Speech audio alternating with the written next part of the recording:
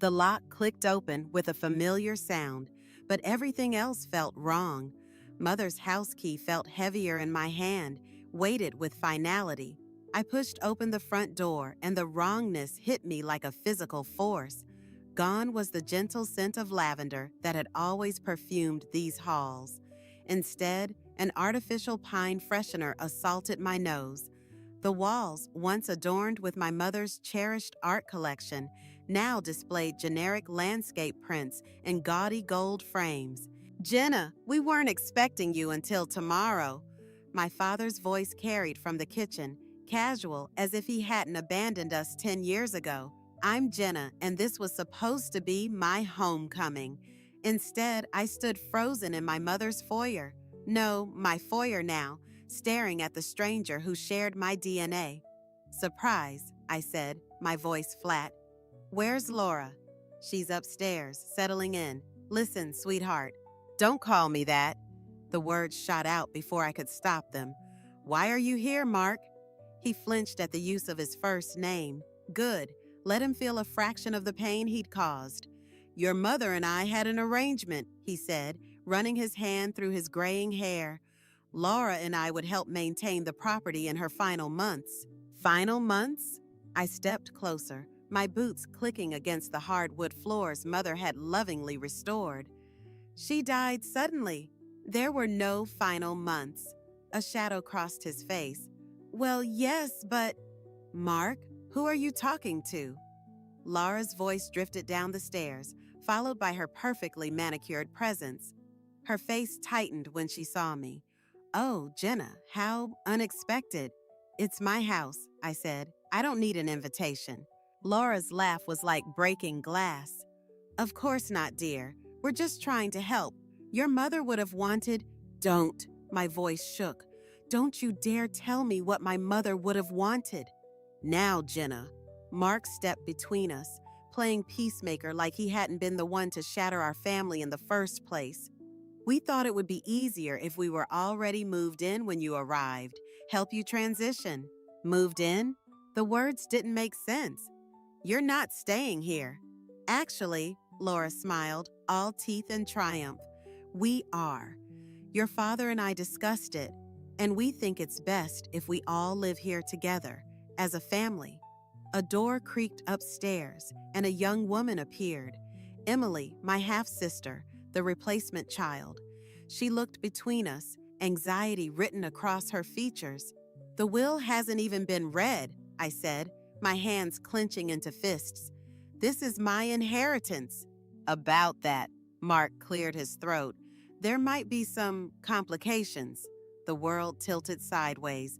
"What complications?" "Nothing for you to worry about right now," Laura cut in smoothly. "Why don't you take your old room? We've kept it exactly as you left it." I looked at her, really looked at her. The careful makeup, the expensive clothes, the calculating eyes. Then at Mark, shifting his weight, avoiding my gaze. Finally, at Emily, who seemed to be trying to disappear into the wallpaper. "My mother's death certificate listed natural causes," I said slowly. "But there was nothing natural about it, was there?" The silence that followed was deafening. "I think," Laura said finally, her voice honey-sweet but her eyes cold, "you should be very careful about what you're implying." "Or what?" "Or you might find yourself with nothing at all." She gestured around the foyer. "Your mother made some interesting decisions near the end. It would be a shame if certain documents came to light." I felt the trap closing around me, saw the gleam of victory in Laura's eyes, the guilt in Mark's face. Even Emily looked away. "Fine," I said, the word tasting like ash. "I'll stay, for now." Laura's smile widened. "Welcome home, dear. I'm sure we'll all get along famously." I climbed the stairs to my old room, each step an effort. But as I reached the landing, I made a silent promise to my mother. They thought they had won, but they didn't know me. They didn't know what I was capable of. This wasn't over. It was just beginning. 3 days into our forced cohabitation, and Laura had already rearranged Mother's kitchen. I stood in the doorway, watching her sort through the spice rack, tossing bottles into a cardboard box. "These are all expired," she announced without looking up. "Really, your mother should have been more organized." My fingers curled around the door frame. "Those aren't expired. They're homegrown. The dates are when she planted them." Laura's perfectly manicured hand paused mid-toss. "Oh, well, they're taking up too much space. I need room for my own things." The sound of the front door opening saved me from responding. Mark walked in, briefcase in hand, Emily trailing behind him like a shadow. "Everything okay in here?" He glanced between us, already playing mediator. "Perfectly fine," Laura chirped. "Just doing some much-needed organizing. This kitchen was chaos." "This kitchen was home," I muttered, moving to rescue Mother's prized rosemary. Laura's hand shot out, gripping my wrist. "Careful, dear. Wouldn't want you to hurt yourself." The threat in her voice was subtle but clear. I yanked my hand back, catching Emily's wide-eyed stare from across the room. "I'm making dinner tonight," Laura continued. "Family meal, non-negotiable." "I have plans with Mia." "Cancel them?" She smiled, all teeth. "Family comes first, doesn't it, Mark?" He cleared his throat. "Listen to your stepmother, Jenna." The word stepmother hit like a slap. I turned to leave, but Laura's voice followed me. "Oh, and Jenna, I'll need your mother's old study. I'm turning it into my home office." I froze. The study was sacred ground, Mother's sanctuary, filled with her books, her papers, her life's work. "No." "No?" Laura's eyebrows arched. "I don't think you understand. This isn't a request. And this isn't your house." I spun around. "Those aren't your things to throw away or change or—" "Actually," Mark cut in, "according to the preliminary paperwork." "What paperwork?" Silence fell. Mark and Laura exchanged glances. "Show me," I demanded. "It's complicated, sweetheart," Mark began. "Stop calling me that. Show me the paperwork." Laura sighed dramatically. "Emily, go to your room." "I want to stay," Emily said quietly, the first words I'd heard from her since I arrived. "Room, now." Emily hesitated, then slipped past me, her shoulder brushing mine. For a moment, I felt something pressed into my hand, a folded piece of paper. "The situation is delicate," Laura said, drawing my attention back. "Your mother made some questionable decisions near the end. The house's ownership isn't as straightforward as you might think." "You're lying." "Am I?" She pulled open a drawer, retrieved a folder. "See for yourself." The documents inside were legal gibberish, but one thing stood out. Mother's signature, shaky and uncertain. Nothing like her usual confident scrawl. "This isn't real," I said, but doubt crept in. "She wouldn't," but she did. Laura's voice dripped false sympathy. "She knew she needed help managing things. That's why she reached out to us." "She never mentioned you, never said anything about—" "Because she was protecting you," Mark said. "She didn't want you to worry." I looked between them. Laura's smug satisfaction, Mark's practiced concern. The paper Emily had slipped me burned in my pocket. "Fine," I said finally. "Keep the study. Keep whatever you want." Laura's triumph was immediate. "I knew you'd be reasonable. Now, about dinner." "I still have plans." I headed for the stairs, their protests following me up. In my room, I unfolded Emily's note. The handwriting was rushed, urgent. "Check the loose floorboard under Mom's desk. There's something you need to see." I pressed the paper to my chest, heart pounding. For the first time since arriving, I felt something besides anger and grief, hope. Mother had always been methodical, always had a backup plan. Laura's voice carried up the stairs, discussing renovation plans with Mark. Let them plot. Let them think they'd won. Tonight, after their precious family dinner, I'd find out what Mother had hidden away, and then we'd see who really owned this house. The bank statements spread across my bedroom floor told a story that made my blood run cold. Mother's careful financial records, hidden exactly where Emily said they'd be, revealed a pattern of withdrawals starting 3 months before her death. Large sums transferred to an account I didn't recognize. My phone buzzed. Mia's text read, "Found something. Meet me at Riverside Cafe. Now." I crept downstairs, past Laura and Mark's bedroom, where their muffled voices leaked through the door. "She's getting too close," Laura was saying.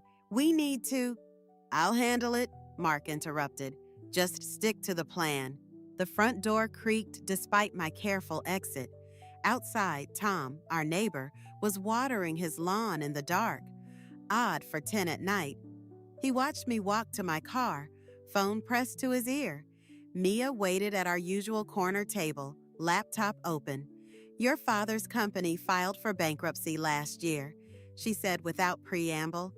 "But get this, 2 months before your mom died, he suddenly paid off all his debts." The coffee turned bitter in my mouth. "How much?" "Nearly $500,000. She turned the screen toward me. "The same amount missing from your mom's accounts." "There's more."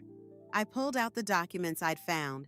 "Look at these signatures, the transfer authorizations, the power of attorney. They're all dated after she started showing symptoms. When her hands were shaking too badly to write properly," Mia finished. The cafe door chimed. Emily walked in looking nervous. She slid into our booth without invitation. "Mom's planning something," she whispered. "I heard her on the phone with someone named Davidson. Something about finalizing paperwork tomorrow." "Davidson?" Mia's fingers flew across her keyboard. "James Davidson, the real estate developer?" My stomach dropped. "The one buying up all the historic properties downtown?" Emily nodded. "They're meeting at his office at noon. Mom thinks I'm at study group, but I followed her last time. She's been there before." "Why are you helping me?" I asked suddenly. "They're your parents." Emily's hands trembled around her untouched water glass. "Because I was there the night before your mom died. I heard them arguing about the house, about money. Mom said something about making it look natural. I didn't understand then, but now—" The cafe seemed to tilt sideways. "You think Laura—" "I don't know," Emily cut in quickly. "But I found these in her desk." She slid a pharmacy receipt across the table. "Prescription medications filled the day before Mother died." "The toxicology report," I whispered. "We need to get—" The cafe door chimed again. Laura walked in, her heels clicking against the floor. Emily went pale. "What a coincidence," Laura said, her smile sharp as broken glass. "Family meeting without the whole family?" "Just catching up," I said, but Emily was already gathering her things, avoiding her mother's gaze. "Emily, the car's outside, now." Laura's voice left no room for argument. To me, she added, "Oh, and Jenna, your father wants to discuss the Davidson contract tomorrow, noon sharp." After they left, Mia gripped my hand. "You can't sign anything." "I won't." I stared at the documents scattered between our coffee cups. "But I need to be at that meeting. I need to know what they're planning." "It's dangerous. If Laura really did—" "My mother's dead," I cut her off, "and they're about to sell her house to a developer who'll tear it down. I need proof, Mia. Real proof." "And then what?" The question hung between us.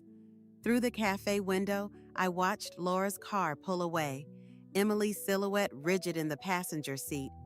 In my pocket, the forged signatures seemed to burn against my leg. "Then I take everything from them," I said, "just like they took everything from her." Mia closed her laptop. "The police won't help without evidence, but tomorrow at Davidson's office—" I pulled out my phone, scrolling through contacts until I found the name I needed. "I think it's time I had a conversation with Tom. He's been watching this house for years. He must know something." "Be careful," Mia warned. "You're playing a dangerous game." I looked at the prescription receipt, at the date that marked my mother's last day alive. "They started this game," I said. "I'm just making sure they lose." Tom's backyard was a mess of half-finished projects, but his kitchen was military neat. He poured coffee into a chipped mug, hand steady despite the late hour. "Your mother came to me first," he said, "about the missing money." "When?" "Week before she died. Said Mark had been pressuring her to sign some papers. She refused."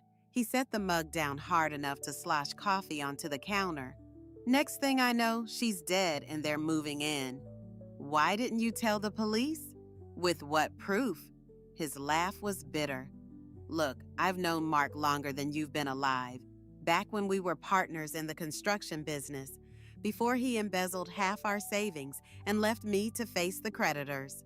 The pieces clicked together. That's why you've been watching the house, waiting for history to repeat itself." He pulled out a folder.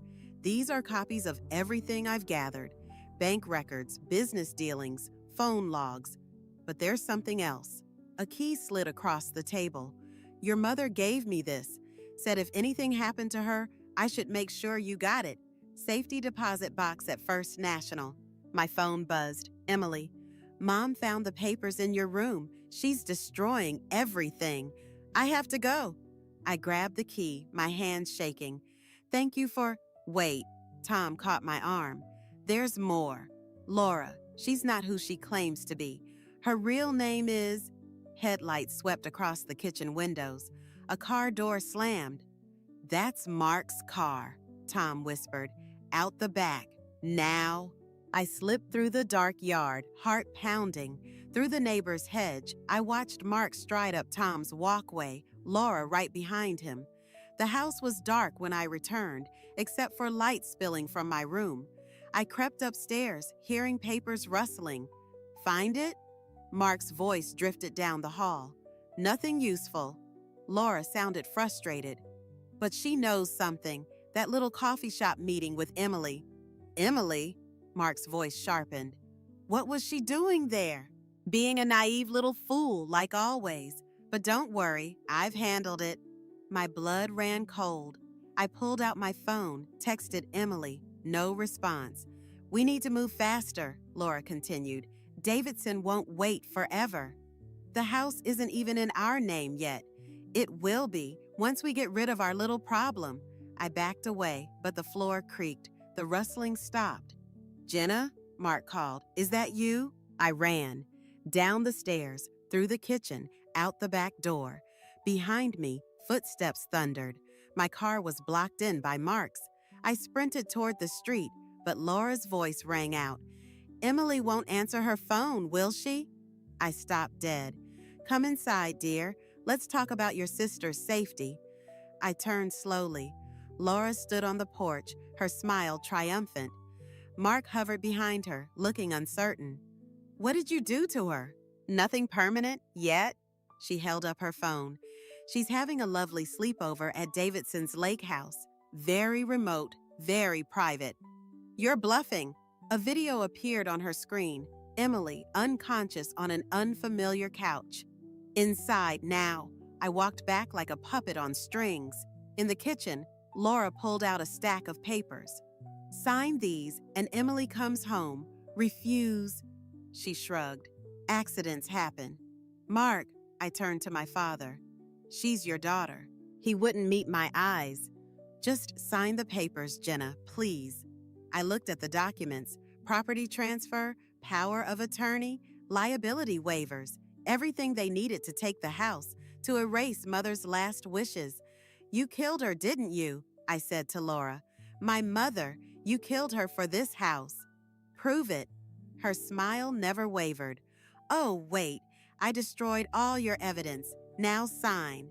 I picked up the pen, my mother's voice echoing in my head. "Sometimes, sweetheart, you have to lose a battle to win the war." I signed. Laura gathered the papers, practically glowing. "See, that wasn't so hard." "Emily," I said, "bring her home." "Tomorrow, after we filed these." She patted my cheek. "Sweet dreams, dear." They left me alone in the kitchen. I pulled out Tom's key, thinking of the safety deposit box, of Emily's fear, of Mother's last days. Tomorrow, they'd learn what it meant to truly lose everything. The safety deposit box held one item, a USB drive labeled insurance. I plugged it into my laptop at First National's private viewing room, hands trembling. Video files filled the screen, security footage from Mother's home office, dated weeks before her death. Laura's voice came through clearly. "Just sign the papers, Catherine. Make this easier on everyone." "Get out of my house!" Mother's voice was weak but determined. "Your daughter doesn't need this burden. Let Mark handle everything." Like he handled his construction company with Tom? Laura's face hardened. "Careful, Catherine. Accidents happen to people who dig too deep." The timestamp jumped forward 2 days. Mother was alone, speaking directly to the camera. "Jenna, if you're watching this, they've already made their move.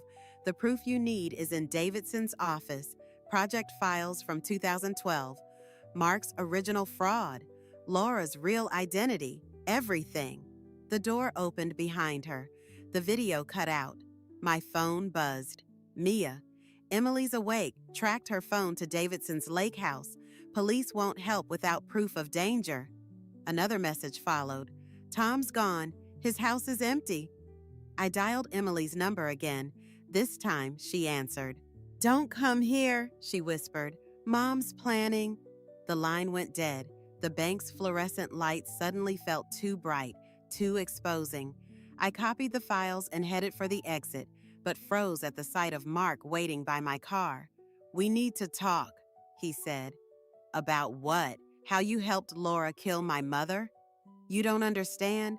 Laura, she's not who you think she is." "Then who is she?" "Someone dangerous." His voice cracked. "Someone who's done this before." A black SUV pulled up. Laura stepped out, her smile predatory. "Having a father-daughter moment?" "Stay back," Mark warned, stepping between us. Laura laughed. "Oh, Mark, still playing protector?" She pulled out her phone. "Emily's getting quite bored at the lake house. Should I ask Davidson to entertain her?" "Touch her and I'll—" "You'll what?" She held up the property papers I'd signed. "These make everything legal. The house, the land, all of it. By tonight, Davidson's demolition crew moves in." "Demolition?" Mark turned pale. "That wasn't the deal." "Deals change." She checked her watch. "Speaking of which, the police should be finding Tom's body right about now. Tragic accident. He really should have been more careful on those stairs." The world tilted. Tom's final warning about Laura's real identity echoed in my head. "You're Catherine's daughter, aren't you?" I said quietly. "The one who disappeared after her husband died mysteriously 20 years ago." Laura's smile vanished. Mark stepped back, realization dawning on his face. "Mother knew," I continued. "She recognized you somehow. That's why you had to silence her." "Clever girl." Laura's hand moved to her purse. "Just like your mother, too clever for her own good." "The police will find evidence of Tom's gambling debts, his suicide note, just like they found your mother's prescription overdose." She moved closer. "The question is, what will they find when they investigate your accident?" Mark grabbed her arm. "This ends now." "No," she pushed him away. "It ends when I say it ends, just like before." My phone buzzed again. Emily.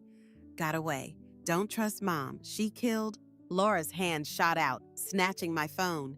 "Emily needs to learn obedience, like mother, like daughter. She's your child. She's a liability, like you." She turned to Mark. "Choose now, her or me." Mark looked between us, 26 years of absence hanging in the air. "I'm sorry, Jenna," he whispered, stepping beside Laura. "Good choice." Laura smiled. "Now, Jenna, about that USB drive." I backed away, Mother's last message burning in my mind. "Davidson's office. The proof." "You can have it," I said. "It's in my car." As they moved toward my vehicle, I ran. Behind me, Laura's laugh echoed off the bank's marble walls. "Run all you want, dear.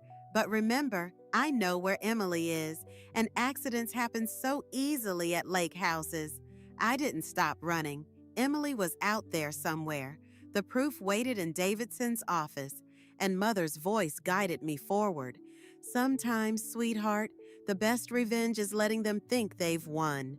Davidson's office loomed before me, its windows dark except for one, third floor, corner office, where Mother said the proof would be, where Emily's text had originated.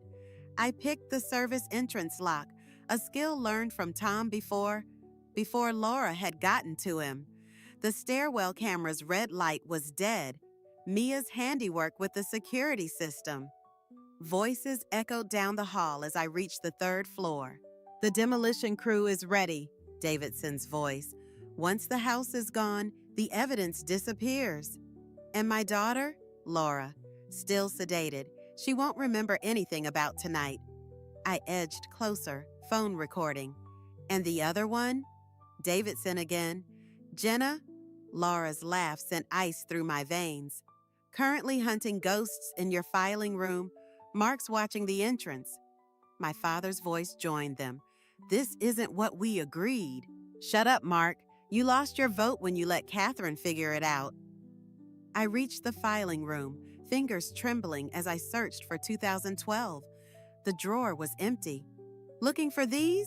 I spun around. Laura stood in the doorway, holding a thick folder. Behind her, Mark wouldn't meet my eyes. Mother knew what you were, I said. Catherine's daughter, the one who killed her own father. Stepfather, Laura corrected.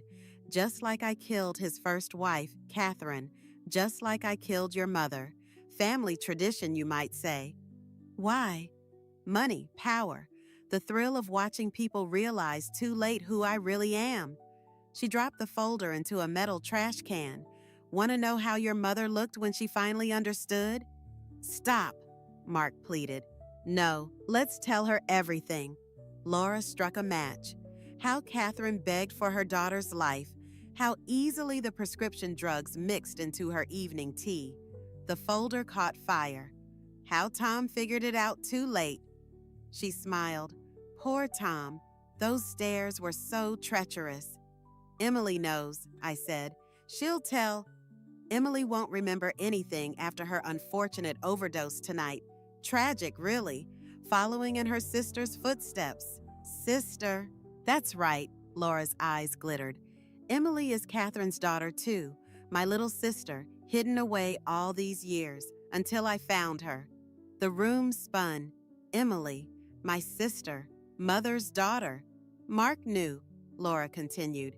He helped hide her back then. His payment for embezzling from Tom. One secret for another.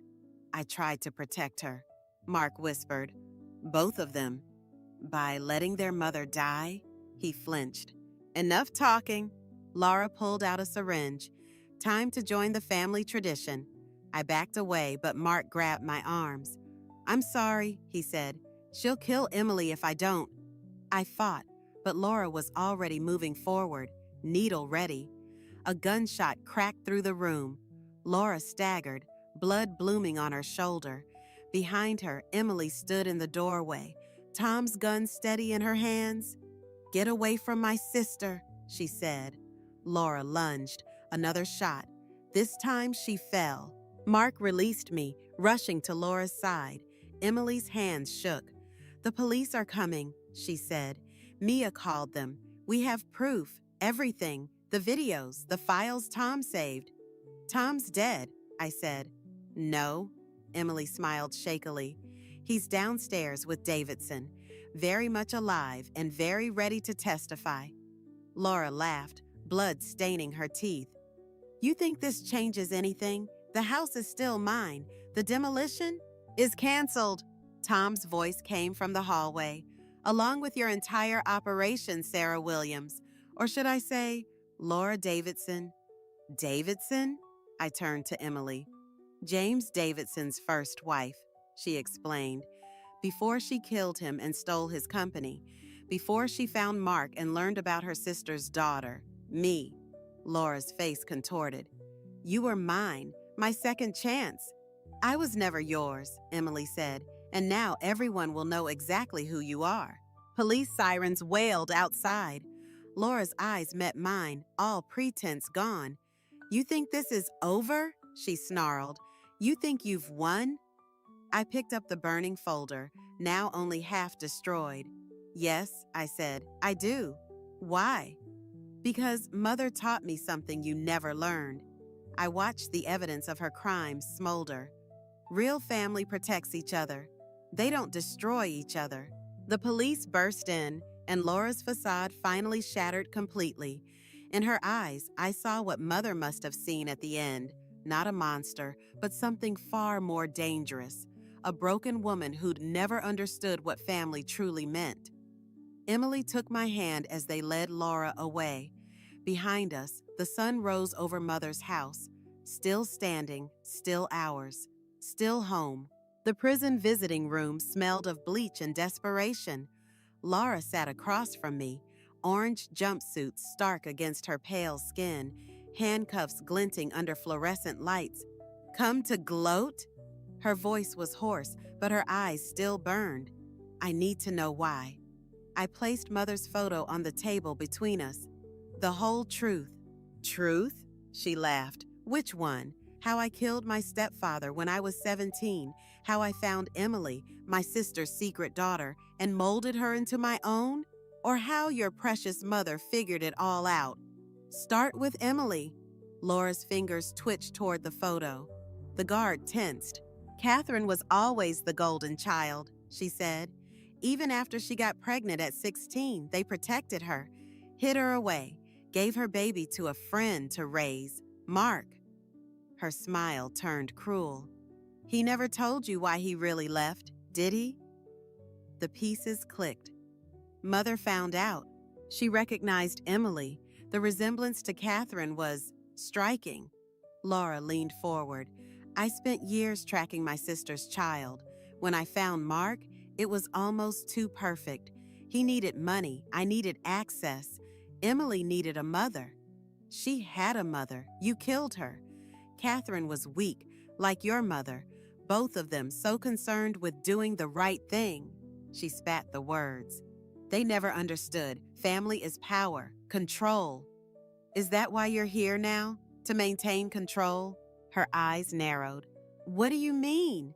I pulled out another photo, security footage from Davidson's office, dated last night. Laura's attorney passing her something during a consultation. Tom's been watching The Office, I said. Even from jail, you couldn't resist trying to destroy one last thing. You don't know what you're talking about. The demolition crew, the one you hired to accidentally start a fire at the house tonight, during Emily's welcome home party. The mask slipped, just for a moment, but I saw it. The rage, the desperation. You think you've won? She hissed. That house holds secrets you can't imagine, documents, evidence, things that would destroy more than just me. Like these? I slid forward one final photo, the hidden safe in Mother's study, open and empty. Laura's composure shattered. When? This morning. Everything's gone. Everything you tried to hide about Catherine, about Emily's real parents, about all the others you've destroyed. I stood. It's over. Wait, her voice cracked. What are you going to do? Nothing. Nothing? The evidence is where it needs to be. Emily is home. The house is safe. I gathered the photos. You've lost everything, Laura, just like you made others lose everything. That's punishment enough. You're lying. You want revenge. What I want is to go home, to my sister, to the life you tried to steal. I turned to leave. Goodbye, Laura. I'll tell them everything, she shouted. About Mark, about Tom's part in it all. They already know. Mark confessed this morning. Tom testified an hour ago. I looked back one last time. That's the difference between us. Real family protects each other, even when it costs them everything. The guard moved to escort me out, but Laura's voice followed. She cried for you, you know, your mother, at the end, begged me not to hurt her daughters. I stopped. She died thinking she failed to protect you both. My hands shook, but I kept walking. Outside, Emily waited by the car. Did she tell you? Everything. I handed her the photos. About Catherine, about why she really targeted our family. Emily stared at our mother's picture. What do we do now? My phone buzzed. Mia. Demolition crew intercepted. Fire marshal found the accelerant. It's done. Now, I said, we go home. We honor both our mothers. And we live, really live, knowing Laura will spend the rest of her life watching us be the family she never understood.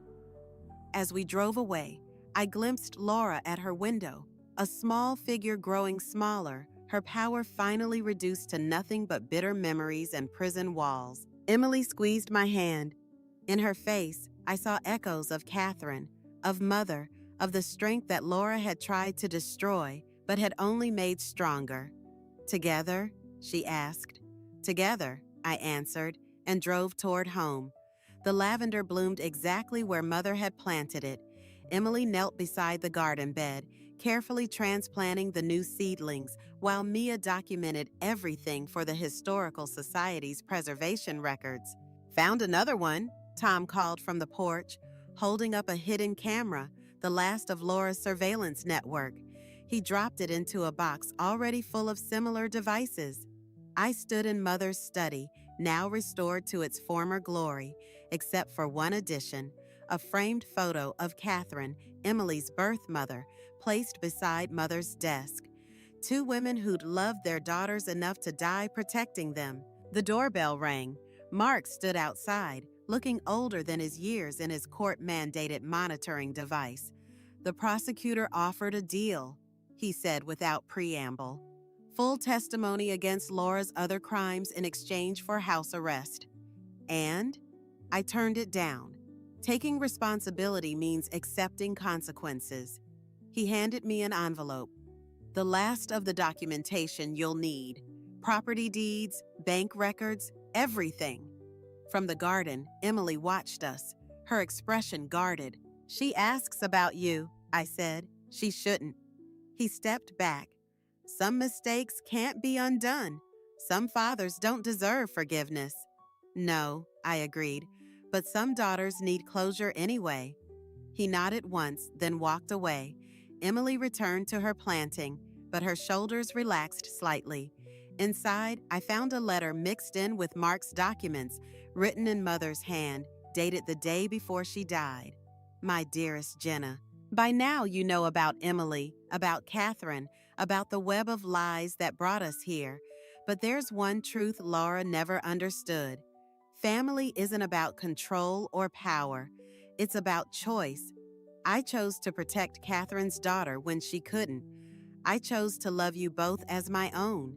And now you must choose, not between justice and mercy, but between letting revenge consume you or letting it teach you.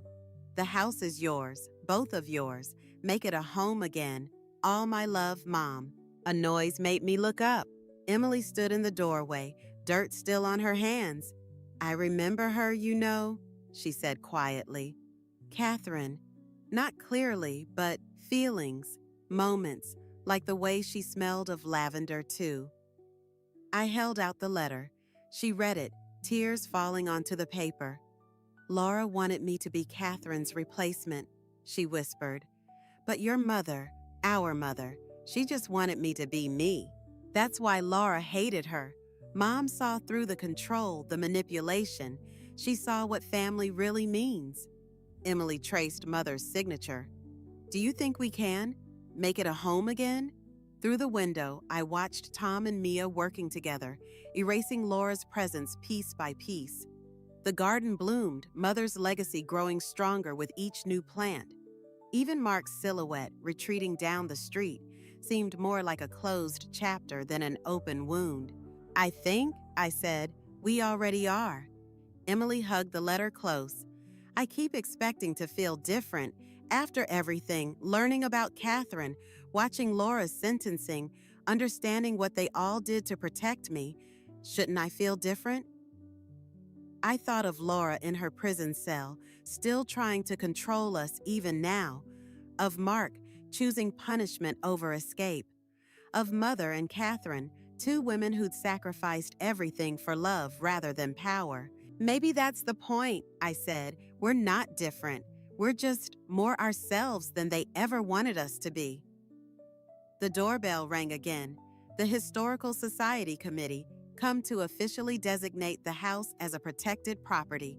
Soon, they'd ensure no one could ever destroy this place or its memories. But first, I had one last thing to do. In Mother's desk drawer, I found her old garden journal. On the last page, I wrote, "The lavender blooms again. Emily tends it now, just as you did, just as Catherine might have. The house stands strong, protecting new memories while honoring old ones. And we understand now what you tried to teach us. That true power isn't in revenge or control, but in the choice to love, despite everything that says we shouldn't. We chose to be sisters. We choose to make this a home. We choose to live." I closed the journal and joined Emily in the garden, where Mother's lavender scented the air with memories of all the women who'd loved us enough to set us free.